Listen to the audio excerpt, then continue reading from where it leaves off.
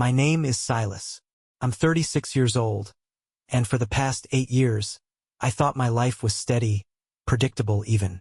I was married to Marnie, a woman I believed I would spend the rest of my days with. We weren't perfect, no couple is, but I thought we had built a marriage on trust, respect, and love. Her birthday was approaching, and I'd been planning something special for weeks. I had booked a table at this cozy, little Italian restaurant she'd always talked about wanting to try but never got around to. I even bought her a necklace I knew she'd love. Elegant but simple, just like her taste. The day of her birthday, I woke up early and made her favorite breakfast. French toast with cinnamon and a side of fresh berries. She seemed pleased at first, but something felt off. Her smiles didn't quite reach her eyes, and there was this tension in the air that I couldn't put my finger on. By the afternoon, she told me she had plans to meet a friend for dinner. I blinked, confused. What about our dinner reservation? I asked. Oh, Silas, she said almost dismissively. I forgot to mention it. A coworker invited me out and I didn't want to say no. We'll celebrate another night. Okay? The words hit me like a punch to the gut. I tried to mask my disappointment, but I'm sure it showed. A coworker? On your birthday? I asked, my voice faltering. She laughed lightly, waving it off. It's just dinner, Silas. Don't make a big deal out of it. I didn't argue further, but the unease in my chest grew heavier as the hours passed. Something didn't feel right. When evening came, she dressed up in a way she hadn't for me in months. A sleek red dress, perfectly styled hair, and just enough makeup to highlight her natural beauty. She looked stunning, and yet, she wasn't going out with me. Who's the coworker? I asked casually as she grabbed her purse. Just a friend from the office, she said without meeting my gaze. I wanted to believe her, but there was a sinking feeling I couldn't shake. Still, I didn't stop her. I watched as she walked out the door, leaving me standing in the kitchen with the necklace box still in my pocket. That evening, I sat in silence, staring at the untouched dinner reservation confirmation on my phone. My mind raced with possibilities. Was I overthinking? Was it really just an innocent dinner? But deep down, I already knew the answer. Something had shifted between us, and for the first time in our marriage, I felt like I was being left behind. When she came home later that night, her demeanor was casual, almost too casual. She claimed the dinner was fine, and quickly changed the subject when I asked for details. That night, as I lay awake in bed while she slept peacefully beside me, I couldn't help but wonder, was this the beginning of the end? The morning after her birthday, I woke up with a heavy heart. Marnie acted as though nothing had happened, smiling and making small talk as she brewed her morning coffee. But her casual demeanor only deepened the knot in my stomach. I tried to shake off the unease as I went about my day, but her absence the night before lingered in my thoughts. Every little detail replayed in my mind. The way she avoided eye contact, her vague explanation about the coworker, and the effortless way she dismissed our plans. By mid-afternoon, curiosity turned into something darker, doubt. I couldn't focus on work, and I couldn't ignore the nagging voice in my head telling me something wasn't right. Was it paranoia? Or was my gut trying to warn me? That evening, I decided to ask her directly. As we sat at the dinner table, eating in near silence, I cleared my throat. So, about last night, I began trying to sound casual. She glanced up from her plate, her expression neutral. What about it? I was just curious. What's this coworker's name? You've never mentioned them before. Marnie hesitated, just for a second, but it was enough to catch my attention. It's Caleb, she said finally, spearing a piece of broccoli with her fork. Caleb? I repeated, the name rolling off my tongue like a bad taste. And he invited you out for your birthday? That's considerate. She shrugged, still avoiding my gaze. Yeah, he's a nice guy. He felt bad that I didn't have any big plans. That stung more than it should have. No big plans? Did the dinner I booked, the necklace I bought, and the breakfast I made count for nothing? But I bit my tongue, not wanting to start an argument. Sounds thoughtful of him, I said instead, my voice tight. What did you two talk about? Oh, nothing important. Just work stuff, mostly, she replied, her tone light but her posture stiff. I nodded, pretending to accept her answer, but inside, my doubts were multiplying. There was something about the way she spoke, the way she dismissed my questions, that didn't sit right with me. Later that night, as she showered, I found myself standing in the hallway outside the bathroom, my mind racing. I hated how suspicious I felt. It wasn't like me to second-guess her. But the pit in my stomach refused to go away. When I heard her phone buzz on the nightstand, my heart skipped a beat. I knew it wasn't right to snoop, but curiosity got the better of me. I picked up her phone and saw a message from someone saved as C. See, last night was amazing. Can't stop thinking about it. My chest tightened as I stared at the words. My hands shook, and for a moment, I felt like the ground had disappeared beneath me. Was this Caleb? And what exactly was he referring to? I didn't have long to process my thoughts because the sound of the shower turning off snapped me back to reality. I quickly put the phone down and stepped back into the hallway, pretending I'd been looking at something on my own phone. When she came out of the bathroom, she looked at me with her usual smile, as if nothing had changed. But everything had. I couldn't bring myself to confront her. Not yet. That night, as I lay awake in the darkness, I felt a storm brewing inside me. I needed answers, and I needed them soon. Because if that message was what I thought it was, then the life I'd built with Marnie wasn't what I thought it was. And the worst part? She had no idea that I knew. The morning after reading that message, I felt like I was living in a haze. Marnie went about her day as though everything was perfectly normal, humming to herself while getting ready for work. I tried to act the same, but the weight of that text sat heavy in my chest. As she leaned over to kiss me goodbye, I forced a smile. "Have a good day," I said, my voice betraying none of the turmoil inside. "You too, love," she replied sweetly, completely oblivious to the fact that I hadn't slept a wink. The moment the door closed behind her, I slumped onto the couch, running my hands through my hair. I needed to get to the bottom of this. That message could have been innocent, or it could have been the confirmation of my worst fears. I grabbed my laptop and opened it, hesitating for a moment before typing Caleb's name into the search bar. I didn't know much about him, but from what I could gather from snippets of conversations Marnie had mentioned in the past, he worked in the same department as her. A few minutes of digging through the company's website and social media profiles led me to a picture of him. Caleb, a tall, well-dressed man with a charming smile. He looked younger than me, maybe late 20s. His social media was filled with posts about work events, weekend outings, and a sprinkling of motivational quotes. One post in particular caught my attention. It was a picture of a small group from Marnie's office at a restaurant, celebrating someone's birthday. My heart sank as I recognized the date.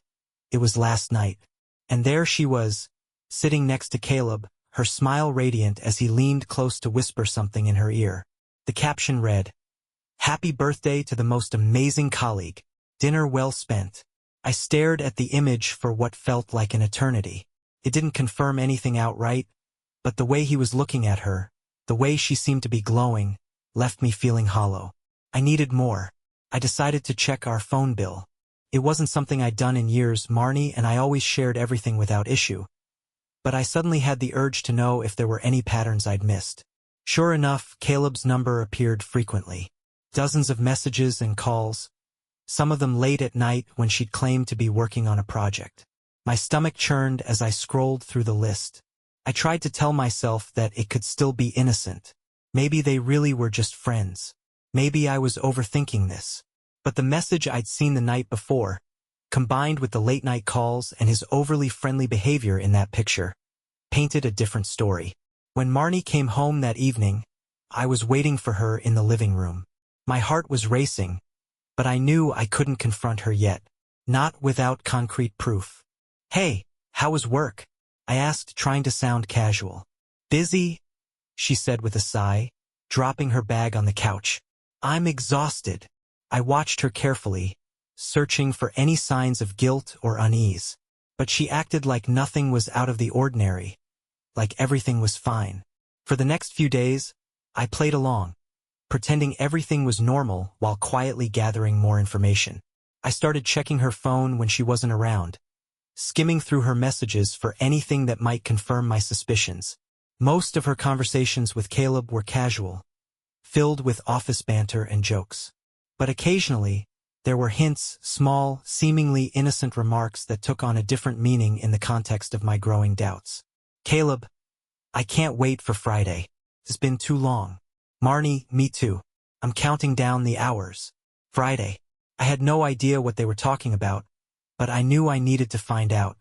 When Friday finally arrived, I told Marnie I had plans to catch up with an old friend from college. She didn't question it, smiling as she kissed me goodbye. Have fun, she said, slipping into her shoes. You too, I replied, my tone colder than I intended. Once she left, I grabbed my keys and followed her. I felt like a character in one of those crime dramas I used to binge watch, sneaking through traffic to make sure I didn't lose her. My hands gripped the steering wheel tightly, my heart pounding with every turn she made. Eventually, she pulled into the parking lot of a fancy-looking restaurant, the kind of place we rarely went to anymore. I parked a few spaces away, watching as she stepped out of the car in a sleek black dress I hadn't seen her wear in months. And then I saw him, Caleb, waiting at the entrance with that same charming smile. He reached out to take her hand as she walked up to him, and my heart shattered into a million pieces. I stayed in the car, frozen, as they walked inside together. My mind raced with questions, doubts, and a growing sense of betrayal. I didn't know what to do next, but one thing was clear.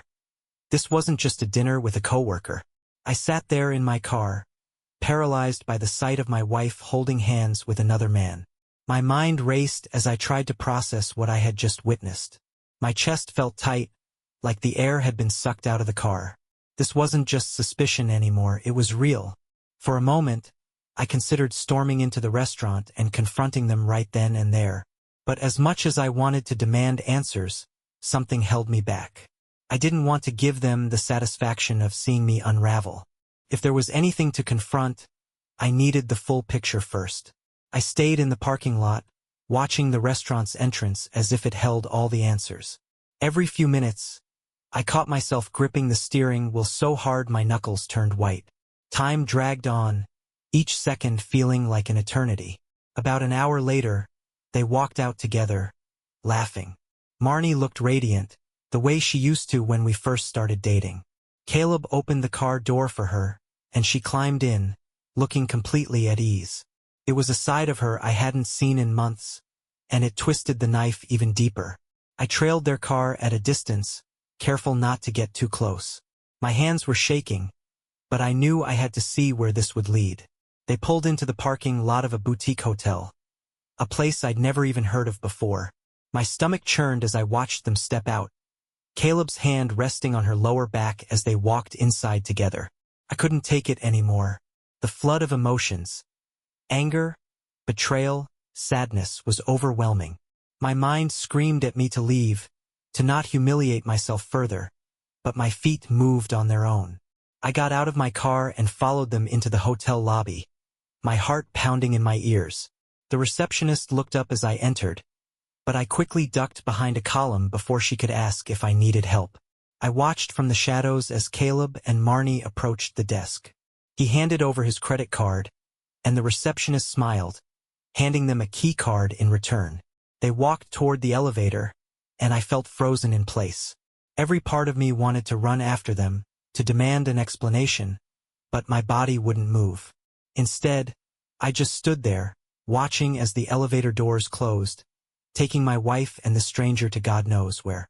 I stumbled out of the hotel, feeling like I was in some kind of nightmare. The drive home was a blur. I don't even remember getting out of the car or unlocking the front door. By the time I sat down on the couch, the weight of it all hit me like a ton of bricks. I spent the rest of the night replaying everything in my mind, from the way Marnie dismissed our plans to the text message from Caleb to the image of them walking into that hotel together. It felt like my entire world was crumbling around me, and there was nothing I could do to stop it. When Marnie came home the next morning, she acted as though nothing had happened. She greeted me with a cheerful smile, kissed me on the cheek, and went about her morning routine as if it were just another day. "Good morning," she chirped, pouring herself a cup of coffee. Did you have fun catching up with your friend last night? I stared at her, stunned by her audacity. How could she act so casual after everything? How could she look me in the eye and lie so effortlessly? It was fine, I said finally, my voice barely above a whisper. I couldn't bring myself to confront her. Not yet. I needed to be sure. The rest of the weekend passed in a haze. I barely spoke to her, and she didn't seem to notice. She spent most of her time on her phone or running errands, leaving me alone with my thoughts. By Monday morning, I knew I couldn't go on like this. I needed answers. I needed the truth, no matter how much it hurt. So I made a decision. I was going to hire a private investigator. It felt extreme, but I couldn't rely on Marnie to tell me the truth. She had already shown me she wasn't capable of being honest. If there was more to the story, and I was sure there was, I needed someone who could dig deeper than I ever could. I made the call that afternoon during my lunch break, explaining my situation to the investigator in as much detail as I could. He assured me he'd get to the bottom of it, and while his calm, professional tone gave me some comfort, it didn't ease the ache in my chest. That night, I sat across from Marnie at the dinner table, watching her as she talked about her day. She seemed so carefree, so utterly unaffected by the turmoil she had thrown me into. But as I nodded along to her stories, pretending to listen, I made a silent promise to myself. No matter what the investigator uncovered, I wasn't going to let her get away with this. I didn't know what my next steps would be, but one thing was clear. My marriage would never be the same again. The following week was agonizing. The private investigator, a man named Donovan, assured me that he would work quickly, but every day felt like a year.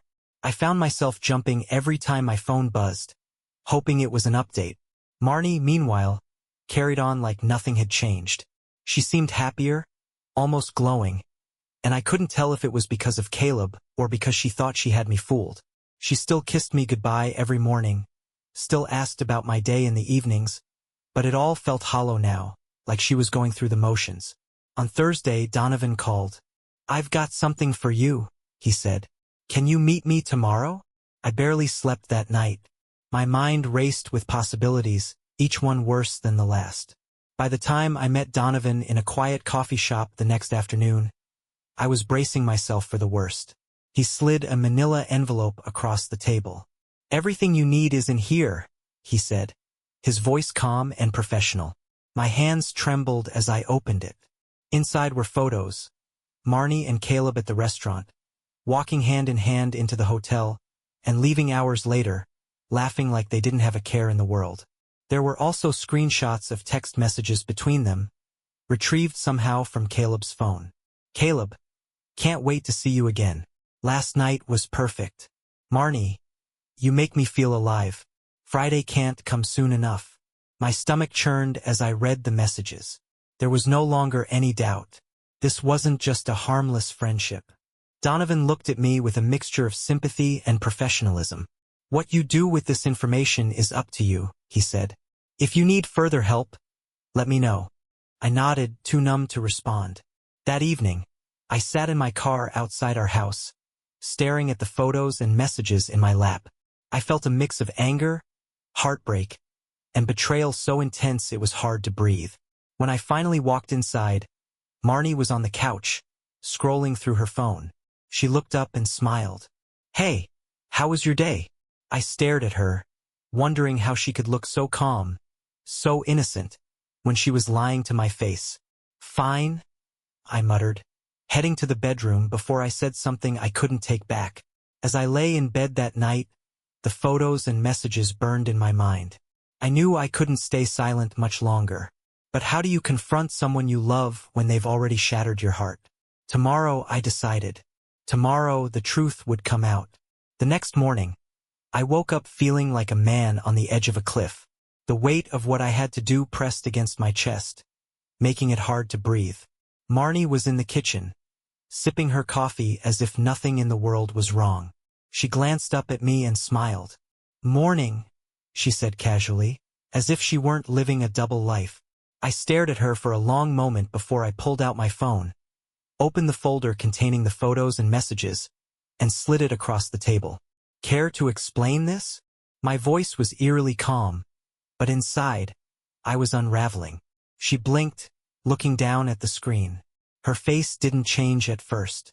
Then, slowly, I saw the color drain from her cheeks. "What is this?" she asked, her voice barely above a whisper. "You tell me," I shot back. "That's you, isn't it? Walking into a hotel with Caleb. That's you, isn't it? Calling him the person who makes you feel alive." She opened her mouth, then closed it. Her fingers tightened around her coffee mug. I can explain." "Oh, I'm sure you can," I said, my voice sharp. "Go ahead, Marnie. Explain to me why my wife has been sneaking around with another man while I've been at home, thinking we had a marriage worth saving."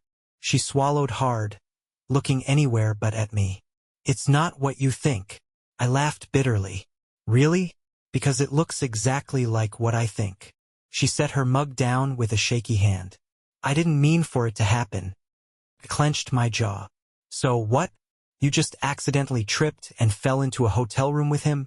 Her face twisted into something between shame and frustration. "Silas, No." I cut her off. "Tell me the truth, Marnie. No more lies." She took a deep breath, her shoulders slumping. "It started a few months ago. It was just harmless at first. Talking, laughing. I didn't think it would turn into this." "This?" I echoed, my stomach twisting. "So you admit it."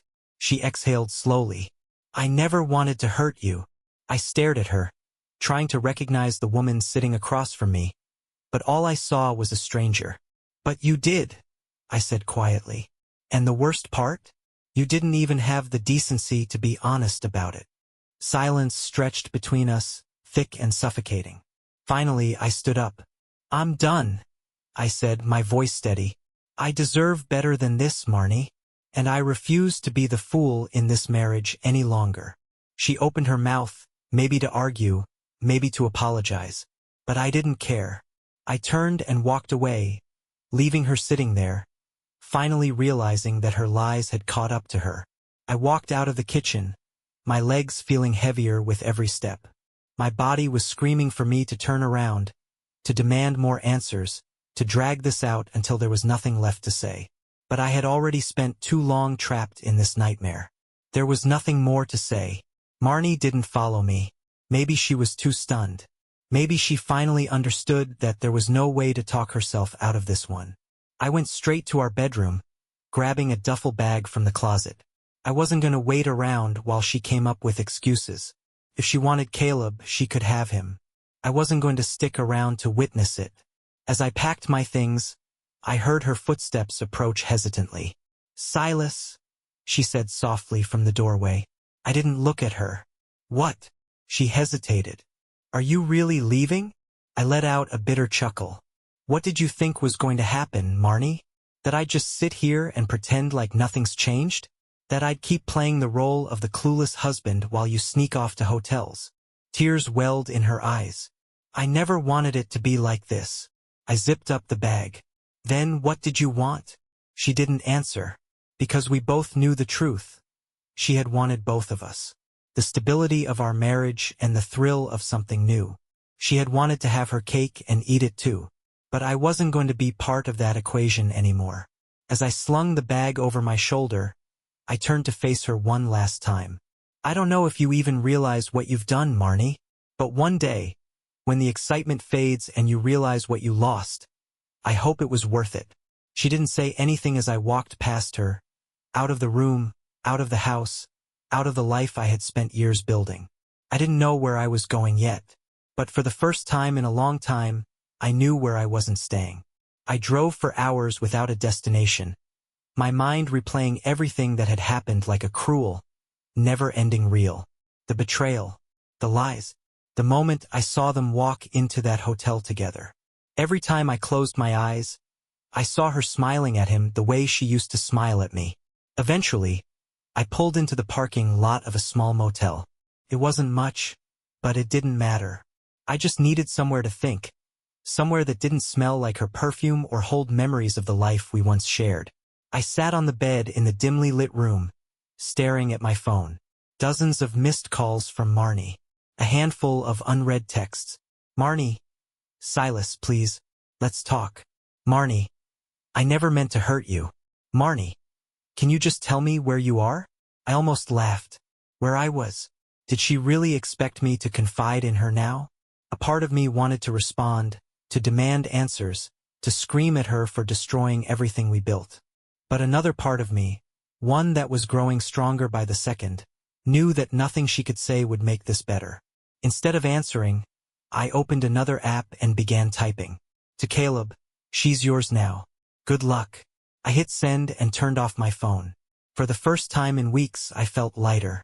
Not happy, not at peace, but like I was finally stepping away from the wreckage of a life that had already burned to the ground. I didn't know what came next, but I knew one thing for sure. I wasn't looking back.